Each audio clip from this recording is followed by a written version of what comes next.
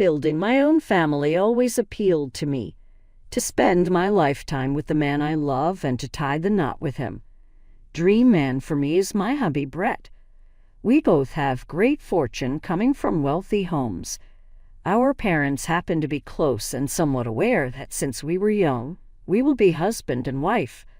Our families usually celebrate holidays together and even make travel plans to the same locations, thus we were really close. Childhood close friends, my father and his father treat each other like brothers. This is why the link among our family is strong and indestructible. Our mothers followed the same rule. His mother and myself live really close together. They go to tea, shop together, and show up for the same social gatherings. From we were young, Brett and I have been close. He has always been my crush. Then, following college graduation, he came clean about feeling the same. That felt like a dream come true. But Tara, Brett's sister-in-law, never particularly appreciated me. I'm not sure why, but she never treated me correctly from when we were young. Every time she would roll her eyes at me and smile. When we were in elementary school, she even started false rumors about me that were cruel. Most people have always stated Brett and I are a terrific match. Saying that statement doesn't appeal to me would be lying, since it does. I seem to be living in a fairy tale filled of love, optimism, and positive events in my life. We were dating 3 years before Brett and I were married. Our families were really supportive of us, hence our dating time was rather simple and flawless. I believe the link between our families grew closer over our friendship.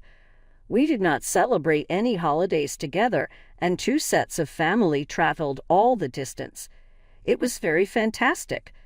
Little did I know, though, that everything was really a front covering underlying envy and hate. Between us, I felt everything was just right. Of course, Brett and I were great together, but I couldn't see that our families were not. They were merely putting on a show they enjoyed while, in fact, they hated everyone. Heard my soon-to-be mother-in-law Wendy chatting to Tara during our engagement announcement. Inside, I was having a nervous collapse. Tara, I sense a looming event. Something is about to take place. Brett summoned us here for this reason. You know we only get together on big events. This is simply another day. Tara screamed and said, "No way. She is not someone I like. She is a false, cruel person, and I will not let her to have my brother. Mom, stop it before it happens." "Of course I won't," Wendy said sharply. Hearing the hatred in Wendy's words stunned my heart. She meant something. Her like this was unprecedented for me. She had always been kind and pleasant in voice. Being with that girl, particularly with her mother, makes me miserable. I befriended her only because of your father. What your father finds appealing about the parent of that girl is unknown. Wendy hissed. He's supposed to be our competitor, not our friend. Furthermore, her manner of speaking and dressing really irritates me. She is a try-hard tiny queen devoid of a crown, like a queen bee. Wendy detested them. Tara stamped her feet in irritation. Me too, Mom, you say? Their false grins really irritate me. Out of our life I want them, she said. Hearing them criticize my family, my eyes grew wide. My parents have always been kind and giving to them. There had never been 1 inch of contempt or hatred displayed. We aren't phony. Actually, I enjoyed them, especially the parents of Brett. Tara despised me, but I still thought she would come to like me someday. But I understood then they were the phony ones. I turned to go when Wendy spoke once more. Don't panic, sweetheart. They won't get Brett far from here. Should they ever get married, we will make that life terrible for that girl. My hands shook and my heart hammered. This cannot be occurring. Since I had no proof, I wanted to tell Brett all I had heard, but worry he wouldn't believe me or that he would use it the wrong way. I thus remained quiet. That evening my life began to slide downward. I was not blind to their false behavior anymore. Let me introduce myself before I dig further. I am Chelsea, a lady whose life collapsed under the rule of my in-laws and mistreatment. Before Brett and I sealed our fate at the altar, I detested them. Though I wanted to expose them both, I had no proof, so I wanted to avoid being accused of lying. Though I wanted to inform my mother, I worried it might sour their relationship. Besides that, I wanted to avoid starting a more major controversy that would compromise our wedding. I closed my mouth, so then. We were quite joyful on our wedding day. Though I previously knew about the insults and bogus therapies, everything seemed ideal. Still, I maintained a real smile as today was ours. Mine and that of my hubby. I had to savor the moment. When Wendy told us we would be living in their house, though, my attitude changed from great to disappointed. I was perplexed greatly. Brad, Chelsea, it makes us very glad you could visit our little home. I know you have always known the house really well. When you were young, Brad and you used to play here. It will always be your house, she said. I knew she was phoning it, though. I corrected, thank you, Wendy. Mom. She grinned and reached for my hand. Tara rolled her eyes, and I noticed. I started to clear my throat. Thanks, Mom, but Brad and I already want to relocate to our new house. We recently came into a city property that exactly fits us. After our honeymoon, we were supposed to relocate there. She released my hand, sighed deeply, then pushed a smile. She responded sharply, No, I won't let it. My jaw fell open. Mom, we already have this scheduled, Brett said. I want you both living in the house. That's final. You parents agreed when I spoke with them. They even thought it great that you two would be living here so we could take care of you. I forced my tears back. I wanted to run and wail. She is deciding this for us. Why is that? Couples are us. We wish for our own place. Then my mother arrived and stood behind Wendy. She grinned at both Brett and me. Chelsea, Brett, Wendy is correct. We want you both right here near us. We don't want to be apart from you two so soon, she remarked. I closed my eyes and drew a long breath. I just nodded in reply. My eyes opened to Wendy grinning at me right away. And so it began. The suffering of my life started the moment we entered their house. Brett and I were married 2 years ago today. The first several months were brilliant. Since Wendy and Tara treated me properly, I even believed that the things I overheard during their talk were false. But barely a few months after our wedding, my in-laws started mistreating me when my husband set for a 3-month business trip overseas. Particularly my sister-in-law and mother-in-law. Even my father-in-law handled me differently than in my early years. The saddest part is that all the maltreatment started when I saw Tara tucked inside my walk-in closet, snuggering a scarf into her suitcase. As I watched her in action, I faced her straightforwardly. Saying I was wrongly accusing her, she gaslighted me and called me out. She began to tell her mother and father horrible things about me at that point. My in-laws started charging me of bullying Tara. Our formerly harmonic home turned into a haven for conflict and bitterness. I became caught in the web of torture Wendy and Tara spun. 2 years passed with these charges against my husband, ignorant of them. Now Tara and I never got along since we were young. I see why. Our personalities run exactly opposite one another. Though I am an only kid, I learned to be sympathetic and understanding. Tara, on the other hand, epitribes spoilt entitlement. She enjoys claiming control over individuals she believes to be underneath her, including me. As her sister-in-law, she now constantly seeks to rule over me. One of her most favored assault strategies was invading my personal space, my closet. Thought that would be the last. I caught her once and was mistaken. She persisted in doing it. My beloved garments vanished, then Tara was showing them without regret. Approaching her about her bold intrusion of my private was useless. She delighted in her power trips, contorting the events to have me the villain in her warped story. Every confrontation made me gaslit, helpless, and unfairly blamed. One day I confronted her once more. I walked towards Tara in the living room. She was seated on the couch, looking arrogant. Also in the room were my parents-in-law, Ed and Wendy. I seized it as chance to confront their spoilt daughter. "Tara, we really ought to discuss. It concerns something that has been troubling me for some time now." Tara rolled her eyes with contempt. "Oh, we are back here once more. Chelsea, what fresh made-up accusation you have planned," she laughed at. Breathing deeply, I tried to keep my cool. "Tara, it's not manufactured. It relates to the ongoing violation of my personal space. I have been catching you several times, so I really feel you are the one missing my clothes from my closet." She grinned boldly, savoring her alleged triumph. "Wow, Chelsea, you truly are hungry. Not you. Combing tails to shift focus from your problems. Mom, Dad, you really must believe me. Chelsea harasses me." She spat, incredulous that her brother wed this woman. Wendy came right away to defend Tara, looking at me contemptuously. "Chelsea, how dare you call Tara such things? We know she would never act in such manner. She's our daughter. Give up trying to damage her name." Wendy smoked. Ed seemed divided, caught between the two camps. "Oh, Wendy, let's not hasty to judgment." Ed advised us to consider both sides of the narrative before rendering any decisions. I was weary of all of them.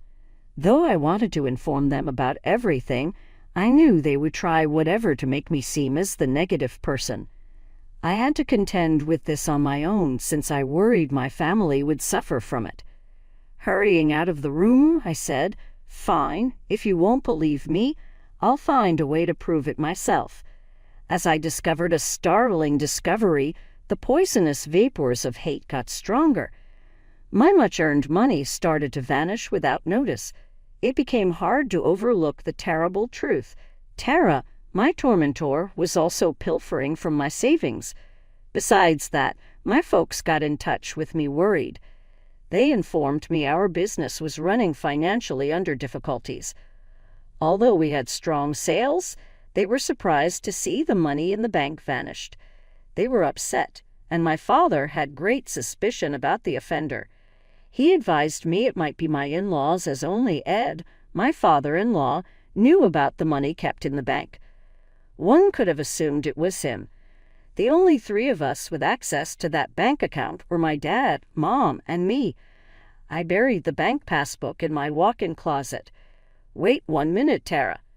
She definitely saw it. Her acts had become increasingly bold, straying from invading my personal space to transgressing the integrity of my money and family business funds. Driven by a great will to reveal Tara's actual nature and stop her rule of fear, I developed a carefully thought-out strategy. Placed marked banknotes in a hidden area precisely, ready to trap her in the one she had set for me. I put $1,000 into the company bank account. Later on in the day, I made sure Tara could hear my phony call. I acted as though I was phoning someone as soon as I found the ideal position. "Sure, I do have the money. Hey, it shows in the $1,000 family business bank account. Yes, I will forward it to you later." "Thank you." Closing the fictitious call, I said, "It was nice doing business with you." Check to be sure she heard it. I have set up a tracker on my phone to check any dubious login to my bank account. Then, in just 3 minutes, my tracker found unwelcome phone activity from Tara's device. She perused the bank account. She had it logged on her phone, in essence. And I was correct. She pulled the $1,000. This was evidence. Now I had enough of proof against Tara, but I waited for her to carry out the most horrible deed. And she did. Payback time now is upon us. I saved everything by screenshot-wise. It was time to expose her with a disputable proof the depths of her evil and face her. I waited for the proper chance to unveil everything. Still another incident involving the same pattern. The room buzzed with electric tension as charges aimed right at me. Ed and Wendy, my parents-in-law, fiercely backed Tara, casting doubt on my integrity and thus left me feeling alone and deceived. But this time I stayed strong, like a lone warrior resolved to recover justice and honor. I laid a collection of data on the floor. "Look here at these pictures," I remarked. They were grabbed using a concealed camera I positioned in my closet. They obviously show Tara browsing my clothes without authorization. You were unaware of this, too. You certainly didn't. I know how you people handle the dirty work. I'm not dumb. But hold on, there is more. View these screenshots. This proves Tara has been pilfering family business funds. Ed, the most recent ones, took great care over the pictures when I delivered them to him. Wendy hardly looked at them. Wendy, these pictures are indisputable evidence. Tara has been wearing Chelsea's clothes all along and pilfers funds from their company's accounts. Wendy changed her tone from incredulity to guilt. This is not true," Wendy muttered, not sure of an explanation. I considered it to be not really significant. The money was seductive, and I simply wanted to borrow some clothes without asking. Tara said, thinking you would be the one to answer instead. Realizing they were still so self-serving even with proof, my heart dropped more. "Well, Chelsea, I suppose you got what you wanted, but this doesn't change the fact that you've been generating pointless drama and falsely accusing our daughter," Wendy remarked sharply.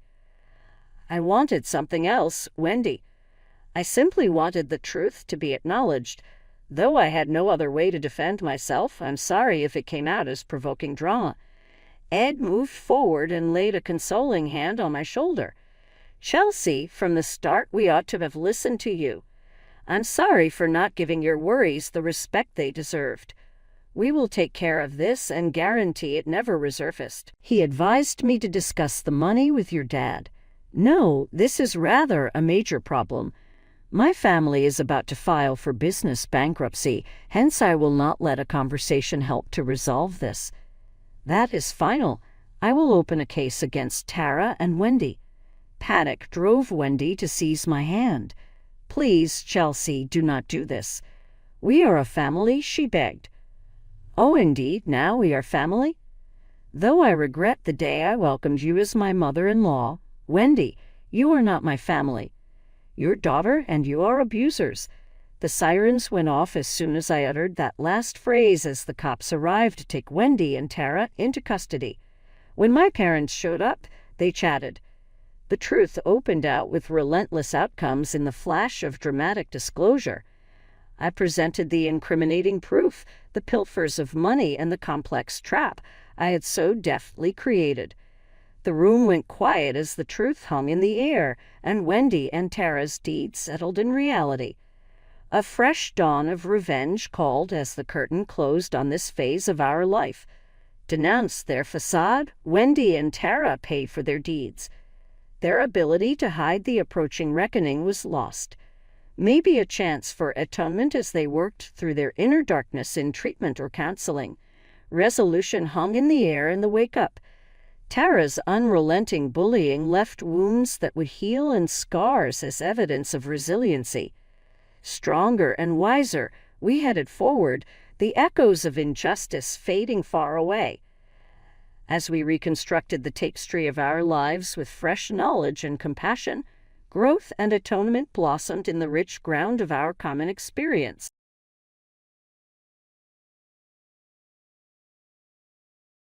Hey, I'm Sarah Benson, and I'm 14. Science is my thing. We're your typical suburban family. Dad's Michael, a respected doctor everyone looks up to, and Mom's Linda, who runs the best bakery in town. Her cupcakes are basically famous. Then there's my older brother Jake, who's 18 and should be enjoying his first year of college. At least that's what we all thought. Growing up, Jake was my hero. He taught me how to climb trees, ride my bike without training wheels, and even how to stand up to the mean girls at school. Our treehouse was our secret place. We'd spend hours up there talking about everything and nothing. It was our escape. But lately, something's changed with Jake. At first, I thought he was just dealing with college stress. But things didn't add up. It started when I overheard him and our parents arguing about money. I was grabbing a snack when I heard Dad say, "Jake, we're not made of money. Your spending is out of control." Jake fired back, "You don't understand. College is expensive." I froze behind the door listening. Mom sounded worried. "But honey, we're already covering your tuition. Where's all this extra money going?" That's when I started paying closer attention. Jake began showing up in designer clothes worth more than my entire wardrobe. And don't even get me started on the new car he was driving, an Audi. Last I checked, flipping burgers at the campus cafeteria doesn't pay for an Audi. Then he started coming home at weird hours, sneaking in at 3 a.m. on random weeknights. His new friends? Yeah, they looked more like bikers than study buddies. I was freaking out. This wasn't the Jake I knew. My big brother was turning into someone I didn't recognize. I needed to talk to someone, but who? Enter Melissa, my best friend since kindergarten. We were supposed to be studying for our biology test, but I couldn't keep it in any longer. "Mel, I think Jake's hiding something big," I whispered. Her eyes went wide. "What do you mean?" "Like bad big." I spilled everything, the money fights, the weird hours, the sketchy friends. Melissa's face grew more serious with each word. "Sarah, this is serious. You need to tell your parents," she said, squeezing my hand. I hesitated. What if I'm wrong? What if it's nothing and I just mess everything up? And what if you're right? Melissa countered. What if Jake's in real trouble? She had a point, but the thought of ratting out my brother made me feel sick. Jake and I always had each other's backs, but if he was mixed up in something dangerous, didn't I owe it to him to speak up? I had no idea that my decision would set off a chain of events that would change everything. At dinner one night, Dad casually asked Jake how studying for finals was going. Jake squirmed, barely making eye contact. Yeah, it's going," he mumbled. Mom jumped in. "You must be so stressed, honey. Do you need me to send you some care packages?" Jake just shoveled mashed potatoes into his mouth, avoiding the conversation. The tension was unbearable. I couldn't take it anymore.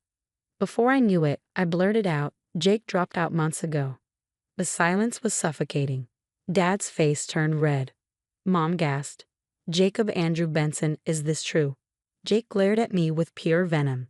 "Thanks a lot, Sarah," he spat before storming out of the room. The front door slammed shut behind him. I felt sick. "I'm sorry, I couldn't." Mom's voice was quiet, hurt. "How long have you known about this?" "Not long, I swear." I overheard him arguing about money and... Dad cut me off. "We'll deal with you later. Right now, we need to find your brother." I couldn't stand the disappointment in their eyes. After they left to look for Jake, I slipped out to the treehouse, our safe space. But it didn't feel safe anymore. I was lost in thought when I heard the creak of the ladder. Jake's face appeared, twisted with anger. "You little snitch," he growled, pulling himself up onto the platform. "Jake, I'm sorry. I was worried about you. What's going on?" He stormed toward me, fists clenched. "You have no idea what you've done. Do you know how hard it's been pretending everything's fine? Then talk to me. We used to tell each other everything." Jake let out a bitter laugh. "Grow up, Sarah. The world isn't all science fairs and gold stars. Sometimes you've got to do what you have to survive." "Survive what, Jake? You're scaring me." He ran his hands through his hair, pacing. "I owe some people money, okay. Serious people. And now, thanks to you, I'm screwed. We can tell Mom and Dad. They'll help." "They can't help," he shouted, making me flinch. "God, you're such a child." I felt anger bubbling up. At least I'm not a liar and a dropout. Jake's eyes flashed dangerously. "You know what? You're right, I am a dropout. And you know what dropouts do." Before I could react, he lunged forward and shoved me hard. I felt my feet leave the platform, my stomach twisting as I fell backwards. In that split second, I saw Jake's face. No shock, no remorse, just cold, empty anger. Then pain exploded through my body as I hit the ground, a sickening crack reverberating through me. Agony shot through my left arm, and I screamed. "Sarah." My mom's terrified voice seemed distant. I tried to focus, but black spots clouded my vision. The last thing I saw before darkness took over was Jake staring down from the treehouse, his expression unreadable. When I came to, I was in a moving vehicle, the wail of sirens piercing my foggy brain. "Sarah, honey, can you hear me?" My mom's tear-streaked face swam into view. "Mom," I croaked. "What?" "Jake." "Shed, don't try to talk. We're almost at the hospital." As consciousness slipped away again, one thought echoed in my mind. Nothing would ever be the same again. The hospital room was too bright, too sterile. I blinked awake, confused and groggy. My left arm was heavy, encased in a bulky cast. Mom and Dad hovered over me, their faces etched with worry. "Oh, sweetheart," Mom choked out, gently brushing my hair back. "How are you feeling?" I tried to sit up, wincing at the sharp pain that coursed through me like a shockwave. Like I got hit by a truck. What happened? Dad's jaw tightened. "You fell from the treehouse, Sarah. Do you remember anything?" The memories hit me all at once. Jake's anger, his hands shoving me, the terrifying fall. I shuddered, tears springing to my eyes. "Where's Jake?" I asked, my voice barely a whisper. Mom and Dad exchanged a glance. "Hez, not here right now," Dad said carefully. "We need to talk about what's been going on with your brother." Over the next few days, the truth trickled out. Jake hadn't been in college for months. He was working at some shady bar downtown, gambling away his tuition money, and hanging out with a rough crowd. "I can't believe he lied to us for so long," Mom said, her voice breaking. "Where did we go wrong?" I wanted to comfort her, but I was drowning in my own emotions. Betrayal, anger, and a deep sadness swirled inside me. The brother I had once idolized felt like a stranger. Jake's actions had consequences. He faced charges for my injury despite his weak claims that it was an accident. The court sentenced him to community service and mandatory counseling. One afternoon, Jake showed up at the hospital. He stood awkwardly in the doorway, his eyes darting around the room. "Hey, Sarah," he mumbled. I'm sorry about what happened." I turned away, unable to look at him. "Are you sorry you pushed me or sorry you got caught?" "Come on, it was an accident." "I didn't mean for you to fall," Jake protested. "Just like you didn't mean to drop out or lie to everyone for months," I shot back, my voice rising. "Get out, Jake. I don't want to see you." He left without another word, and I broke down sobbing. A nurse came in to check on me, concern etched on her face. "It's okay to be angry," she said softly, "but don't let it consume you." My recovery was slow and painful. Physical therapy was grueling, and nightmares plagued my sleep. I'd wake up in a cold sweat, the sensation of falling still fresh in my mind. Through it all, Melissa was my rock. She visited every day, bringing homework and gossip from school. "You won't believe what happened in Chem Lab today," she'd say, launching into stories that made me laugh despite everything. One day, she arrived with a determined look on her face. "Okay, enough moping. We're getting you out of this funk." "I'm not moping," I protested weakly. Melissa raised an eyebrow. "Sarah, you haven't left this room in days. Come on, let's at least go for a walk in the garden." Reluctantly, I agreed. The fresh air worked wonders on my mood, and as we strolled through the garden, I found myself opening up to Melissa about my conflicted feelings toward Jake. "I hate what he did, but he's still my brother," I admitted. "Is it wrong that part of me still wants to forgive him?" Melissa squeezed my hand. "There's no right or wrong way to feel, Sarah. Just give yourself time." Back at school, I threw myself into my studies, desperate for a distraction. Mr. Chen, my science teacher, seemed to sense my inner struggle. One day after class, he approached me. "Sarah, I've noticed your work has been exceptional lately," he said. "Have you considered joining the robotics club? I think you have real potential." For the first time in weeks, I felt a spark of excitement. "Really? You think I could do it?" Mr. Chen smiled warmly. "Absolutely. Sometimes the best way to heal is to pour yourself into something you're passionate about." As I left his classroom, a tiny seed of hope took root. Maybe, just maybe, I could find a way to move forward from this mess. The robotics lab became my second home. I poured every ounce of frustration and pain into building machines, finding solace in circuits and code. Mr. Chen saw something in me I couldn't yet see in myself. "Sarah, your designs are innovative. Have you considered the summer internship at Tech Future?" I shrugged. I don't know, Mr. Chen. I'm not sure I'm ready. He gave me a stern look. You are more than ready. Don't let what happened hold you back. His faith in me was the push I needed.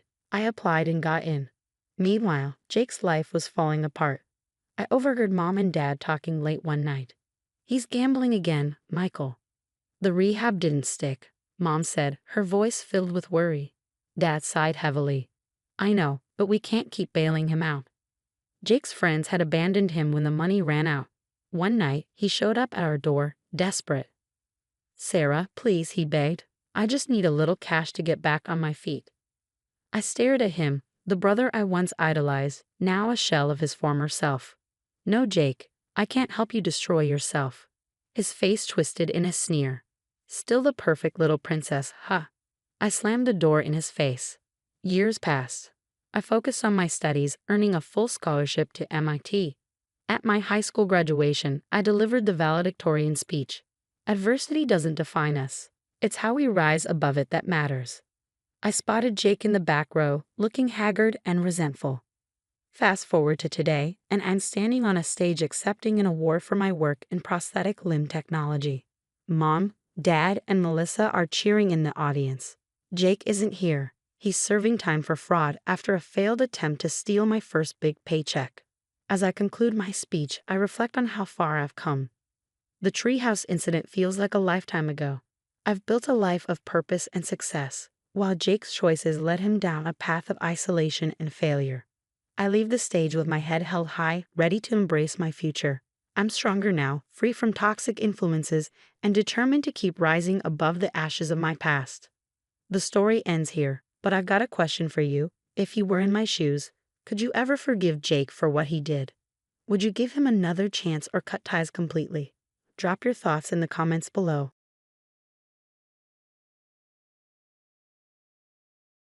Hi, I'm Emily Johnson, an 18-year-old high school senior from a small town in Ohio. But maybe I'm not as typical as I seem. I've always been a bookworm, and it's paid off. I'm at the top of my class, with my sights set on the Ivy League. But life isn't always smooth sailing, especially when you have an Aunt Karen in the mix. Aunt Karen, Uncle Bob, and their kids live just down the street. You'd think having family nearby would be great, right? Well, not when your aunt seems determined to undermine everything you do. The other day, I was helping my cousin Tyler with his math homework when Aunt Karen walked in. She looked at us and said, "Well, isn't this cute? Emily, sweetie, don't you have your own studying to do? Can't waste time on lost causes." I tried to stay calm. "Aunt Karen, Tyler's doing great. He just needs a little help with fractions," she scoffed. "Please, we all know Tyler isn't going to be the next Einstein, unlike some people who think they're God's gift to academics." I bit my tongue and turned back to Tyler, who looked like he wanted to disappear. Poor kid. Later that week, I was hanging out with my best friend Sophia and my boyfriend Mike at the bookstore where I work part-time. Sophia was flipping through a magazine when she suddenly squealed, "Emily, look at this scholarship opportunity. It's perfect for you." Mike leaned over her shoulder. "Well, that's a big deal. You should totally go for it, Em." I hesitated. "I don't know, guys. It's super competitive." Mike gave me a playful shove. "Come on, Emily. You're the smartest person I know. If anyone can get it, it's you." Sophia nodded enthusiastically. "He's right. Plus, imagine Karen's face when you tell her you got nominated for a prestigious scholarship." I couldn't help but laugh at that. All right, I'll apply." A few weeks later, I found out I was nominated for the scholarship. I was over the moon but braced myself for Aunt Karen's reaction. At the next family dinner, I decided to share the news. My parents were beaming with pride, and even Uncle Bob seemed genuinely happy for me. But Aunt Karen? She looked like she'd just bitten into a lemon. "Well, isn't that nice?" she said, her voice dripping with sarcasm. "I suppose we'll be hearing about this nonstop for the next few months." My mom jumped in. "Karen, this is a big deal. We should be celebrating Emily's hard work." Aunt Karen plastered on a fake smile. "Oh, of course. Congratulations, Emily. Let's hope you can live up to expectations." I sighed internally. This was supposed to be a happy moment, but leave it to Aunt Karen to stir up drama. Then the day of the big family gathering came. Everyone was there to celebrate my scholarship nomination. But I could feel Aunt Karen's eyes boring into me from across the room. As I was chatting with my cousins, she suddenly stood up, her face twisted with what looked like triumph. "I have something to say," she announced loudly, silencing the room. My heart started racing. What was she up to now? I hate to be the bearer of bad news, but I've discovered something shocking about our dear Emily. She pulled out a stack of papers. "I have proof that Emily has been cheating on her exams and assignments," she declared dramatically. "These are screenshots of her text messages discussing cheating methods." Chaos erupted. I felt like I'd been punched in the gut. "That's ridiculous," I shouted, my voice shaking. "I've never cheated in my life." My mom rushed to my side. "Karen, what are you talking about? This is absurd." Aunt Karen waved the papers. "It's all here in black and white. I always knew she was too good to be true." Uncle Bob tried to calm things down. "Let's all take a deep breath. Emily, what do you have to say about this?" I was trembling with anger and disbelief. "Those messages are fake. I don't know where Aunt Karen got them, but they're not mine. I would never cheat." My dad, looking troubled, spoke up. "Emily, we believe you, but we need to look into this. These are serious accusations." I couldn't believe it. "Dad, you can't seriously think I'd do this." The family gathering dissolved into heated arguments, and I felt like I was drowning. The next day at school was even worse. Word had already spread. As I walked down the hallway, I heard whispers. "Hey, did you hear about Emily? I always thought she was too smart to be real. No wonder she got that scholarship nomination." My favorite teacher, Mrs. Anderson, pulled me aside after class. "Emily, I've heard some concerning rumors. I hope they're not true." I fought back tears. "They're not, Mrs. Anderson. Someone's trying to frame me." She looked at me skeptically. "I hope so, Emily. The school will be investigating this, you know." Later that day, I received an email. My scholarship nomination was on hold pending an investigation. I felt like my world was crumbling around me. After school, I met up with Sophia and Mike at our favorite diner. As soon as I saw them, I broke down. Hey, Mike said, pulling me into a hug. "We've got your back, Em. We know you'd never cheat." Sophia nodded fiercely. "That witch is trying to ruin your life. We're not going to let her get away with it." I wiped my eyes, feeling a little less alone. But how could everyone believe her? Even my parents seemed unsure. Mike leaned in, his eyes full of determination. "We'll find a way to prove those screenshots are fake. There's got to be a way to trace them or something." "Yeah," Sophia chimed in. "We'll talk to anyone who'll listen. Your teachers, your classmates. We'll make them see the truth." For the first time that day, I felt a glimmer of hope. "Thanks, guys. I don't know what I'd do without you." As we talked, I overheard a conversation from the next booth. Mrs. Johnson, the town gossip, was talking. "Did you hear about Karen's niece? Caught cheating red-handed. Karen told me all about it, said she always knew that girl was trouble." I clenched my fists, fighting back a fresh wave of tears. Sophia squeezed my hand. "Don't listen to them, Em. We're going to fix this. Those idiots will be eating their words soon enough." I nodded, trying to believe her, but as I looked around the diner, at the sideways glances and heard the hushed conversations, I couldn't help but wonder, how was I going to get out of this mess? The next few weeks were a blur of sleepless nights and anxiety-filled days, but I wasn't about to let Aunt Karen win. Sophia, Mike, and I decided to launch our own investigation. We started by closely examining the screenshots Karen had presented. Something about them just didn't look right. "Guys, look at this," Mike said, pointing at his laptop screen. "The font in these messages is slightly off. It's not the standard iPhone font." Sophia leaned in. "You're right, and the bubble color is a bit weird too." I felt a spark of hope. "So they're fake." Mike nodded confidently. "I bet my life on it." In fact, he started typing furiously. "Yep, here it is. There are websites that let you generate fake text conversations. I bet that's what Karen used." We high-fived, but our celebration was short-lived. We still needed undeniable proof. A few days later, I overheard my cousin Tyler on the phone while I was at their house, picking up some books I had lent him. "Mom, I can't do this anymore. I feel awful about what we did to Emily," he said, his voice shaky. I froze, my heart pounding. What was he talking about? I know he wanted me to get better grades, but framing Emily wasn't the answer. I couldn't believe what I was hearing. Quietly, I recorded the last bit of the conversation on my phone before slipping out of the house. When I played the recording for Sophia and Mike, Their jaws dropped. "That snake," Sophia exclaimed. "She set you up because Tyler was struggling in school." Mike looked thoughtful. "This is good, but we need more. We need to get Tyler to confess everything." We hatched a plan. Mike created a fake social media account, posing as a new kid in town who was also struggling with grades. Over the next week, he slowly gained Tyler's trust. Tyler eventually opened up, spilling everything in a series of messages. "My mom's been on my case about my grades. She even suggested I should cheat. When I told her I was thinking about it, she got this weird look in her eye. Next thing I know, she's showing me how to use a website to make fake text messages. She said we were going to teach Emily a lesson. I feel so guilty." I felt a mix of anger and pity for Tyler. He was just a kid caught in his mother's toxic web. But the real bombshell came when Mike managed to trace the IP address used to create the fake screenshots. "You're not going to believe this," Mike said, excitement in his voice. "The IP address leads directly to your Aunt Karen's home computer." I couldn't help but let out a whoop of joy. "We've got her." Sophia was already planning our next move. "We need to confront her at the next family gathering, make her confess in front of everyone." I nodded, feeling a mix of anticipation and nervousness. "You're right. It's time to end this once and for all." As we prepared for the confrontation, a twinge of sadness hit me. How had things gotten so bad that my own aunt would go to such lengths to discredit me? But I pushed those thoughts aside. It was time to clear my name and show everyone the truth about Aunt Karen. "Ready for this?" Mike asked, squeezing my hand. I took a deep breath and nodded. "More than ready. Let's do this." As we headed to my house for the family dinner, I felt an unexpected calm settle over me. No matter what happened next, the truth was finally going to come out. The family gathering was already in full swing when I decided it was time.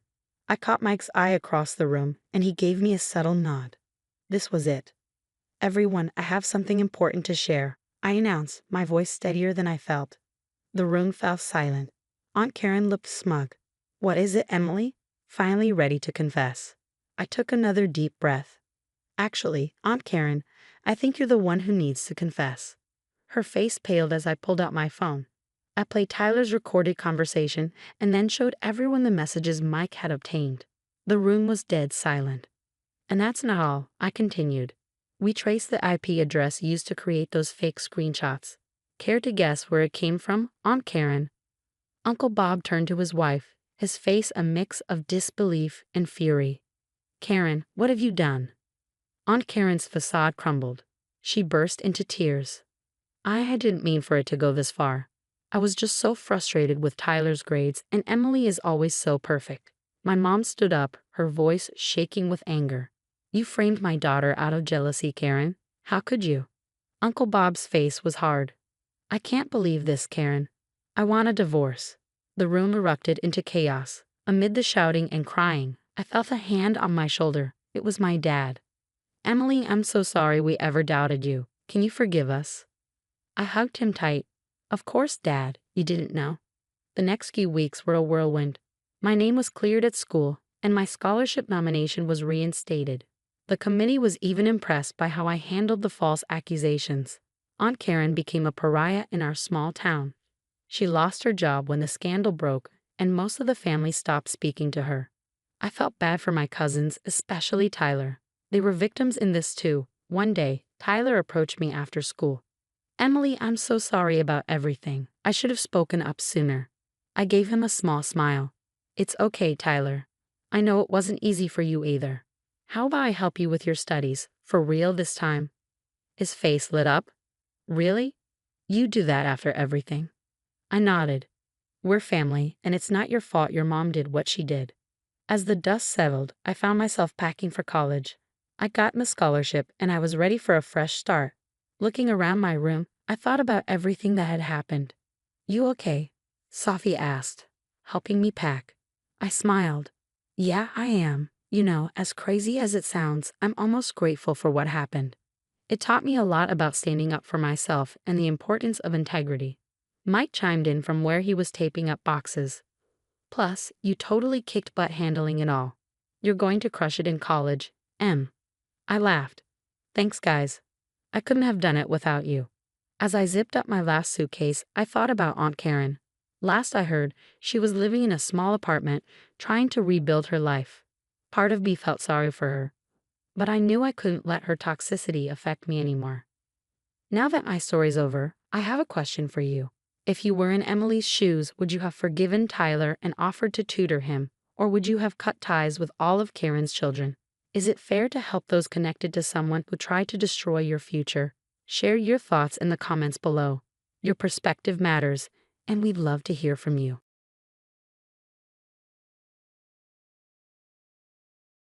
Hey, I'm Emma Thompson, just your average 12-year-old girl from a small town in Ohio. Or at least that's what people think. My life's not exactly typical. My parents, Robert and Linda, are successful business owners who seem to care more about their lavish parties than about me. But hey, that's just how things are. It's a regular Monday morning and I'm getting ready for school. I sling my backpack over my shoulder and head downstairs, hoping to catch my parents before they rush off to work. Mom? Dad, you guys here? Silence, of course. I glance into the kitchen and spot a note stuck to the fridge. Emma, dinner's in the microwave. We'll be home late. Mom and Dad. I sigh, grab a granola bar, and head out. Just another day in the Thompson household. As I walk to school, my best friend Zoe catches up to me. Wait up. Hey Zoe, I grin, relieved to see a friendly face. So, are you excited for your birthday party this weekend? The thought instantly lifts my mood. Oh my gosh, yes. I can't believe I'm finally turning 13. It's going to be epic. We chat about the party, Zoe being the only person who really gets me. She knows what my home life is like. At school, I'm putting my books away when I hear Tyler Wilson and his friends snickering nearby. Look, it's little orphan Emma, Tyler taunts. Bet your parents forgot your birthday again this year. I slam my locker shut, glaring at him. Shut up, Tyler. At least my parents didn't have to buy my friends. His face flushes red and he storms off. A pang of guilt hits me, but he started it. Later in Miss Rodriguez's English class, we're discussing To Kill a Mockingbird. I raise my hand to answer a question, and Miss Rodriguez beams at me. Excellent analysis, Emma. You have a real gift for literature. Her praise warms me in a way that's rare at home. As class ends, Miss Rodriguez asks me to stay behind. Emma, how are things at home? She asks gently. I shrug, avoiding her eyes. Same as always, I guess. She looks concerned but doesn't push it. I'm here if you ever need to talk. On my way home, I see Mr. Johnson, our elderly neighbor, struggling with groceries. I jog over to help him. Thank you, Emma, he says warmly. You're such a thoughtful young lady. As we chat, I hear my parents' voices drifting from their home office. They sound tense. We need to deal with this problem once and for all, my mom says. I know, Robert, but what about her birthday party? My dad replies. Perfect cover, we'll use that. Their voices fade as they move away from the window. My stomach tightens. What were they talking about? Probably just more business stuff, I tell myself. That night, I lie in bed, staring at the ceiling. Despite everything, I can't help but feel excited about my birthday. Maybe this year will be different. Maybe they'll actually pay attention to me for once. Little did I know, my 13th birthday would change everything, but not in the way I had hoped. The big day finally arrived. I woke up with a mix of excitement and nervousness. I bounced downstairs, hoping for at least a happy birthday from my parents. Instead, I found them whispering in the kitchen. Mom? Dad? They jumped like they'd been caught doing something wrong. My mom quickly plastered on a fake smile. Oh, Emma, happy birthday, sweetie. We've got a lot to do before the party. Why don't you go get ready? I nodded, trying to shake off the uneasy feeling in my gut. Something wasn't right. As the afternoon rolled around, guests began to arrive. Aunt Sarah and Uncle Tom showed up, followed by the Wilsons. Yes, even Tyler and my grandparents. Zoe burst in with a big smile, carrying a giant wrapped present. Happy birthday, Em. This is going to be awesome. I tried to match her enthusiasm, but my parents were acting weird. They kept pulling adults aside, whispering in hushed tones. Every time I got close, they'd stop talking. After cake and presents, my dad clinked his glass. Everyone, if I could have your attention, please. The room fell silent. My mom stood next to him, her face unreadable. As you know, Linda and I have always strived for success in both our business and personal lives. But sometimes sacrifices must be made for the greater good. My heart pounded in my chest. What was he talking about? That's why we've made the difficult decision to donate Emma to the Brighter Futures Youth Charity. The room exploded with gasps and confused whispers. I felt like the ground had dropped out from beneath me. Donate me? Like I was some piece of furniture they didn't want anymore. My mom chimed in, her voice calm and practiced. Emma has been challenging. We believe this is the best solution for everyone involved. I couldn't breathe. The room spun around me. Zoe grabbed my hand, her face as pale as mine. Aunt Sarah stood up, her voice trembling with rage. Have you two lost your minds? She's your daughter, not some tax write-off. Now, Sarah? Dad started, but she cut him off. No, Robert, this is insane. You can't just give away your child. I looked around the room. Some people were horrified, others confused. Tyler's mom was crying, and my parents, they just looked annoyed, like everything wasn't going according to plan. Emma. Zoe's voice sounded distant. Emma, breathe. It's going to be okay. But it wasn't okay. Nothing would ever be okay again. I stood up, feeling the weight of everyone's eyes on me. I opened my mouth, but no words came out. What could I even say? Instead, I ran out of the dining room, past the shocked faces of my family and friends. I bolted through the front door and kept running, ignoring the shouts behind me. I didn't stop until my lungs burned and my legs turned to jelly. I ended up at the old playground a few blocks away, collapsing onto a swing. That's when the tears finally came. How could they do this? And on my birthday of all days? I had always known I wasn't the daughter they wanted, but this was beyond cruel. I heard footsteps approaching and tense, ready to bolt again. But it was only Zoe, out of breath and worried. Emma, she began. Don't, I cut her off. Just don't say anything. She nodded and sat on the swing beside me. We stayed like that, in silence as the sun began to set, my world completely shattered. After what felt like hours, I realized I couldn't go home. Not now. Maybe not ever. I wandered aimlessly until I found myself standing in front of Mr. Johnson's house. With shaking hands, I knocked on his door. Emma. Good heavens, child, what's wrong? I broke down, telling him the whole awful story. Mr. Johnson ushered me inside, his face a mix of shock and concern. You can stay here tonight, Emma. We'll figure this out. The next morning, Zoe showed up with Miss Rodriguez. They had been up all night brainstorming. We've got a plan, Zoe said, her eyes filled with determination. Miss Rodriguez is looking into your legal options. Miss Rodriguez nodded. What your parents are trying to do is wrong, Emma. We're going to fight this. Just then, there was another knock at the door. To my surprise, it was Mrs. Wilson, Tyler's mom. Emma, sweetie, we heard what happened. It's despicable. We want to offer you a place to stay until this gets sorted out. I was stunned. The Wilsons? But Tyler hated me. As if reading my mind, Mrs. Wilson added, Tyler's on board. He feels awful about how he's treated you. With few options, I accepted. Moving into the Wilsons' house felt strange. Tyler avoided me at first, throwing dirty looks whenever we crossed paths.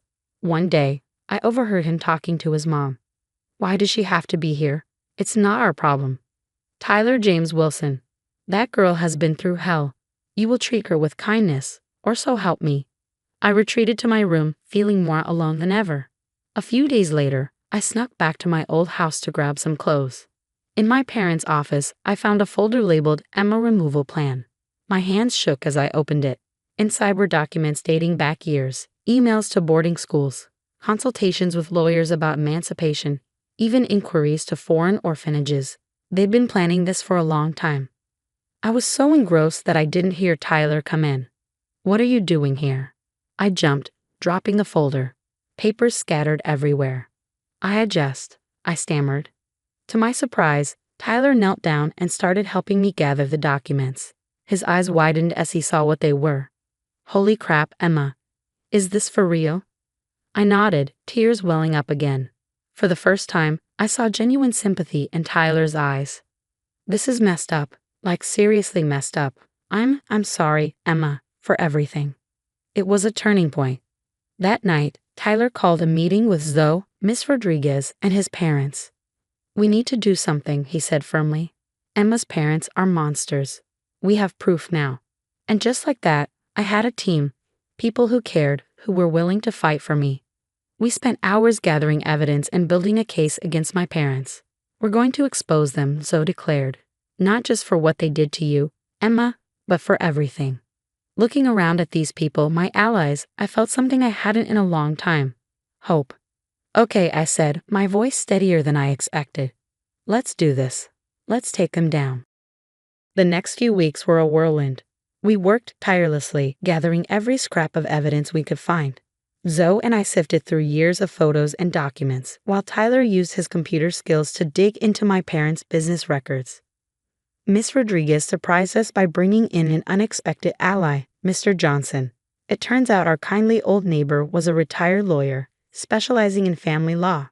I've been watching your parents for years, Emma, he said, his voice stern. What they've done is unconscionable. We're going to make this right. As we dug deeper, we uncovered something shocking. My parents' business, the very thing that made them wealthy and respected, was built on fraud. They've been cooking the books for years, Tyler explained, showing us the financial records he'd hacked. Tax evasion, embezzlement, you name it. We decided to strike on two fronts.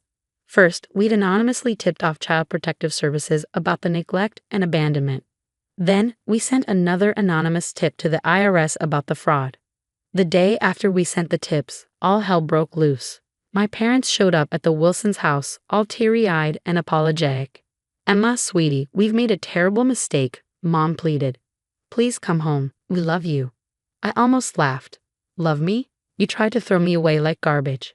We were confused, stressed about the business, Dad chimed in. We realize now how wrong we were. That's when I dropped the bomb. You mean the business you've been running illegally? The one built on fraud. Their faces went pale. I continued, my voice cold. I know everything, the years of neglect, the plans to get rid of me, the illegal business practices. It's over. As if on cue, we'd heard sirens approaching. Mom started to cry, real tears this time.